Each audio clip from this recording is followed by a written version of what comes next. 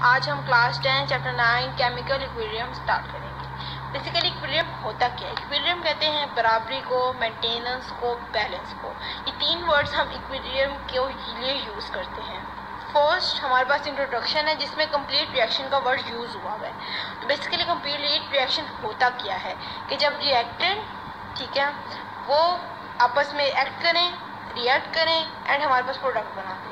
अब हमारे पास रिएक्टेंट क्या होता है? रिएक्टेंट मैं आपको एग्जांपल के तौर पर समझाती हूँ। जैसे कि हमने कोई डिश बनानी हो तो हम उसके लिए ऑनियन यूज़ करते हैं, पोटैटो यूज़ करते हैं, टमाटो यूज़ करते हैं, चीज़ें यूज़ करती हैं। तो हमारे पास एक्ट करता है रिएक्टेंट के तौर पे, क्योंकि इनके आने के बाद, इनके मिल जाने के बाद हमारे पास एक चीज़ बनती है, यानी कि हमारे पास हमारी डिश तैयार हो जाती है। तो उसको हम कहेंगे प्रोडक्ट। रिएक्टेंट यानी जब ये चीज़ें मिल गई आपस में, टमाटो, ऑनियन वगैरह, तो उन्होंने हमें एक्ट करके आपस में हमें प्रोडक्ट बना दी, यानी डिश बना दी। तो हम इसे कहेंगे कंप्लीट रिएक्शन। ठीक है, बाद एक एग्जांपल थी। अब हम पढ़ेंगे केमिस्ट्री में केमिकल इक्विलिब्रियम क्या कहते हैं। केमिस्ट्री फर्स्ट एग्जांपल, जैसे कि हमारे पास है नाइट्रोजन। जब वो हाइड्रोजन से मिलता है तो वो हमारे पास बनाता है ammonia, like N2 + 3H2 and product हमारे पास बन जाता है 2NH3। तो इसको हम कहते हैं कंप्लीट रिएक्शन। इंट्रोडक्शन के पैराग्राफ में हमने पढ़ा है रिवर्सिबल रिएक्शन का वर्ड। अब रिवर्सिबल रिएक्शन क्या होता है? जो रिएक्टेंट होते हैं वो आपस में रिएक्ट करके हमारे पास प्रोडक्ट बना दें, और जो प्रोडक्ट हमारे पास बना है वो वापस हमारे पास रिएक्टेंट में कन्वर्ट है। जैसे मैंने एग्जांपल दिया अमोनिया का। जब नाइट्रोजन और हाइड्रोजन मिले तो उन्होंने अमोनिया बनाया है। अमोनिया आपस में रिएक्ट करेगा, उन्हें कैटलिस्ट अप्लाई करेगा, यानी प्रेशर दिया जाएगा, टेम्परेचर दिया जाएगा, तो वो वापस हाइड्रोजन और नाइट्रोजन में कन्वर्ट हो जाएंगे।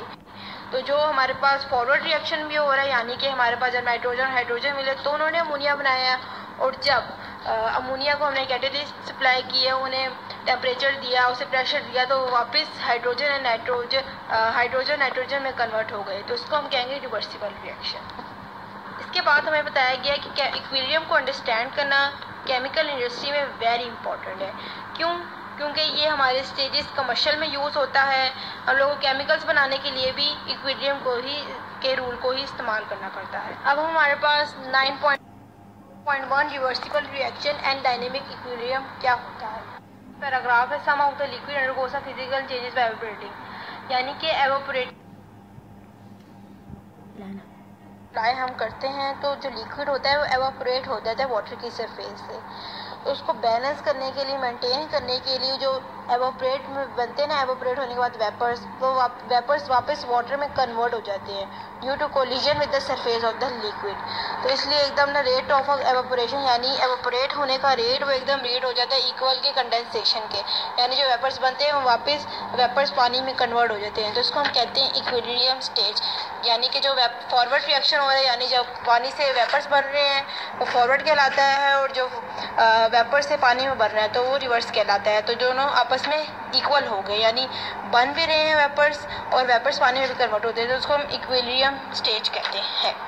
पैराग्राफ है मैनी केमिकल रिएक्शन वाला। तो जो केमिकल रिएक्शन यानी जो रिएक्शंस होते हैं वो कभी कंप्लीट नहीं होते, कुछ ऐसे होते हैं, ठीक है। वो क्यों कंप्लीट नहीं होते? क्योंकि जो कन्वर्जन होती है, जो रिएक्टेंट होते हैं वो एकदम फौरन प्रोडक्ट में कन्वर्ट हो जाते हैं, और जो प्रोडक्ट होते हैं वो फौरन रिएक्टेंट में कन्वर्ट हो जाते हैं। इसके बाद हमारे पास रिवर्सिबल रिएक्शन की डेफिनेशन है कि जैसे मैंने बताया कि जब फॉरवर्ड रिएक्शन में भी हो रहा हो रिएक्शन प्रोसीड एंड रिवर्स में भी रिएक्शन प्रोसीड हो अंडर द सेम कंडीशन, ठीक, तो उसको हम कहते हैं रिवर्सिबल रिएक्शन।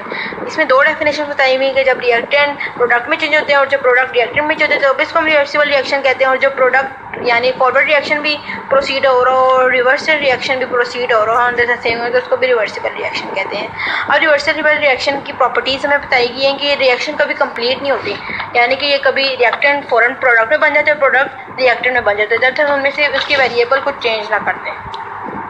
और दूसरा पॉइंट बताया गया कि रिवर्सिबल चेंजेस यानी जो फिजिकल और केमिकल चेंज अक्कर हो रहा होता है इस प्रोसेस में, तो वो भी बहुत सेम होता है दोनों डायरेक्शन में। उसके बाद डबल एरो, ये एक एरो का जो हेड होता है ना उसको हाफ फॉरवर्ड की तरफ लेंगे और हाफ उसको रिवर्स की तरफ लेंगे। तो ये डबल एरो हमें शो करता है कि ये रिवर्सिबल रिएक्शन है। जो रिएक्टेंट हो रहे हैं वो प्रोडक्ट में बन रहे हैं और जो प्रोडक्ट हैं वो भी रिएक्टेंट में बन रहे हैं। उसके बाद हमारे पास ये 3 एग्जाम्पल्स हैं। जैसे मैंने आपको नाइट्रोजन और हाइड्रोजन और अमोनिया का बनाने का पीछे बताई थी एग्जाम्पल, इस तरह उन्होंने हमें कैपिटलिस्ट अप्लाई किए। यानी कि जब नाइट्रोजन और हाइड्रोजन आपस में मिलते हैं तो वो अमोनिया तो बनाते हैं, लेकिन अमोनिया को वापस रिएक्टेंट में कन्वर्ट करने के लिए हम उसको FV यानी आयरन कैटलिस्ट अप्लाई करते हैं। कैटलिस्ट क्या चीज़ होती है? जो रिएक्शन को प्रोसीड करे, यानी जल्दी से रिएक्शन को कर दे और जो प्रोडक्ट होती है उसकी शेप भी चेंज ना करे, तो उसको हम कहते हैं कैटलिस्ट। तो हमने यहाँ F यानी आयरन को एज अ कैटलिस्ट यूज़ किया ताकि वो हाइड्रोजन है नाइट्रोजन है वापस कन्वर्ट हो जाए। इसका टेम्परेचर 400 सेल्सियस है, ठीक है, और 200 ATM यानी एटमॉस्फेरिक प्रेशर हमने उसको अप्लाई किया। ATM प्रेशर को शो कर रहा है। इस तरह सल्फर डाइऑक्साइड और ऑक्सीजन मिलते हैं तो हमारे पास सल्फर ट्राइऑक्साइड बनाते हैं। तो हम सल्फर ट्राइऑक्साइड को वापस सल्फर डाइऑक्साइड और ऑक्सीजन में कन्वर्ट करने के लिए हम कैटलिस्ट अप्लाई करते हैं 2B2OF, और उसका टेम्परेचर होता है 450 सेल्सियस एंड 200 एटमॉस्फेरिक, ठीक है। और लाइक हमारे पास थर्ड एग्जांपल है नाइट्रिक ऑक्साइड। नाइट्रिक ऑक्साइड और ऑक्सीजन आपस में मिलकर नाइट्रोजन डाइऑक्साइड बनाते हैं, और नाइट्रोजन डाइऑक्साइड को वापस कन्वर्ट करने के लिए ऑक्सीजन और नाइट्रिक ऑक्साइड में हम इलेक्ट्रिसिटी यूज़ करते हैं एज अ स्पार्क फॉर्म। नीचे हमारे पास SO2 and O2 gases are mixed in a cell, page number 8, ठीक है। फर्स्ट में बताया गया है कि SO2 एंड O2 जब आपस में रिएक्ट करते हैं तो वो हमारे पास SO3 बनाते हैं, SO3, और जो SO3 होता है ना वो वापस कन्वर्ट हो जाता है SO2 और O2 में से। तो पहले हमारे पास फॉरवर्ड रिएक्शन हो रहा है जब SO2 और O2 आपस में रिएक्ट करके रहते हैं, और जब SO2 और O2 में कन्वर्ट हुआ तो वो रिवर्स रिएक्शन होता है हमारे पास। इसके बाद हमारे पास पैराग्राफ नंबर इस पेज का ही 1 ही है, बेसिकली ऊपर सारी लाइंस के फॉर्म में लिखे, तो पैराग्राफ नंबर 2 कह लें। Initially there is no SO3, ये हमें बता रहा है कि पहले हमारे पास SO3 बिल्कुल नहीं आता। दोस्तों rate of a reverse reaction यानी कि जो प्रोडक्ट का कन्वर्ट होने में रिएक्टेंट का जो रिएक्शन रेट होता है ना वो बिल्कुल ज़ीरो होता है, क्योंकि कोई बना ही नहीं होता अभी SO3। और जो फॉरवर्ड रिएक्शन का जो रेट होता है वो हाई होता है, क्योंकि हमारे पास उसमें रिएक्टेंट मौजूद होते हैं जो आपस में रिएक्ट करते हैं, क्योंकि उनकी रिएक्टेंट की कंसनट्रेशन होती है, इस वजह से रेट ऑफ फॉरवर्ड रिएक्शन भी हाई होता है। जब वो आपस में प्रोडक्ट बना देते हैं मिलके तो उनकी जो होता है ना रेट डिक्रीज होने लग जाता है, क्योंकि हमारे पास प्रोडक्ट बन जाता है और प्रोडक्ट का रेट हाई हो जाता है। जब हमारे पास SO3 यानी जब प्रोडक्ट का रेट हाई हो जाता है तो जो वो थोड़ा सा ना SO3 वो वापस कन्वर्ट हो जाता है SO3 जो डिकम्पोज यानी वापस कन्वर्ट होने लग जाता है SO2 और O2 में। तो जो SO3 होता है ना अब वो एक्ट करता है as a reactant, not as a product, ठीक है। अब वो रिएक्टेंट बन गया वो उससे प्रोडक्ट बनाने हैं SO2 और O2। मेरे पास है second last paragraph, as the concentration of SO3 becomes higher, यानी जब कंसंट्रेशन SO3 की हाई ज़्यादा हो जाती है तो रिवर्स रिएक्शन जल्दी जल्दी होने लग जाए।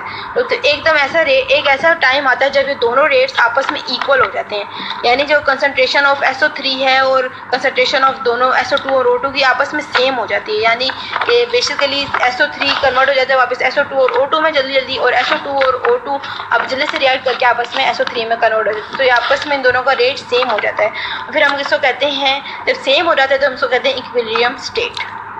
अब हमारे पास डेफिनेशन है केमिकल इक्विलिब्रियम की, a state of a chemical equilibrium in which reaction take place at the same rate, यानी जब केमिकल रिएक्शन में जो फॉरवर्ड और रिवर्स रिएक्शन का जो रेट होता है वो बिल्कुल सेम हो जाए तो उसको हम कहते हैं केमिकल इक्विलिब्रियम। अब लास्ट पैराग्राफ में लास्ट 2 लाइन्स में ये बताया गया कि equilibrium is a dynamic equilibrium. इसे डायनेमिक इक्विलिब्रियम क्यों कहा जाता है? क्योंकि रिएक्शन ना स्टॉप नहीं करता बल्कि ये इक्विलिब्रियम स्टेट में, यानी कि जब इक्विलिब्रियम स्टेट में आ जाए तो ये स्टॉप नहीं करता, ये फिर वापस कन्वर्ट होता रहता है, फिर कन्वर्जन करता रहता है। जो मॉलिक्यूल्स होते हैं ना यानी सिंगल मॉलिक्यूल्स होते हैं वो रिएक्ट करते रहते हैं आपस में कॉन्टीन्यूसली, मुकम्मल तौर पर करते रहते हैं, ये रुकते नहीं हैं, लेकिन इनकी अमाउंट में रिएक्टेंट प्रोडक्ट की कोई चेंज नहीं आता। ये हम पेज नंबर 9 की फर्स्ट लाइन में है। This mean concentration of reactant become constant at equilibrium, यानी कि जो कंसनट्रेशन ऑफ रिएक्टेंट और जो प्रोडक्ट की कंसनट्रेशन है वो कांस्टेंट है, बैलेंस है इक्विलिब्रियम स्टेज में, यानी बराबर है। इसके बाद हमारे पास एग्जांपल 9.1 है writing the forward and the reverse reaction. तो हमारे पास फर्स्ट एग्जांपल है 2NO, जब वो O2 से रिएक्ट करता है तो हमारे पास 2NO2 बनाता है।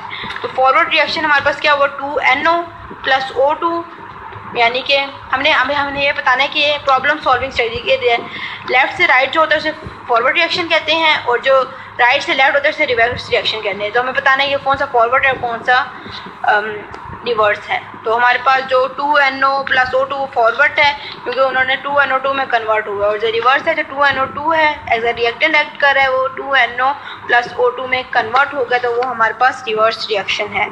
Self assistant 9.1। 9.1 आप खुद करेंगे। अगर आपको इसमें कोई प्रॉब्लम है, इसमें भी यही बताना है कि जो N2+3H2 जब ऐड करा तो 2NH3 बनाया है, तो इनमें से कौन सा फॉरवर्ड है और कौन सा रिवर्स रिएक्शन है। अगर आपको इनमें से कोई समझ ना आए या कोई इसमें प्रॉब्लम हो तो आप प्लीज़ मुझे कमेंट में बताना है। अगर उस लेक्चर में कोई ऐसी चीज़ हो जो आपको समझ में ना आई हो तो वो भी मुझे बताना है।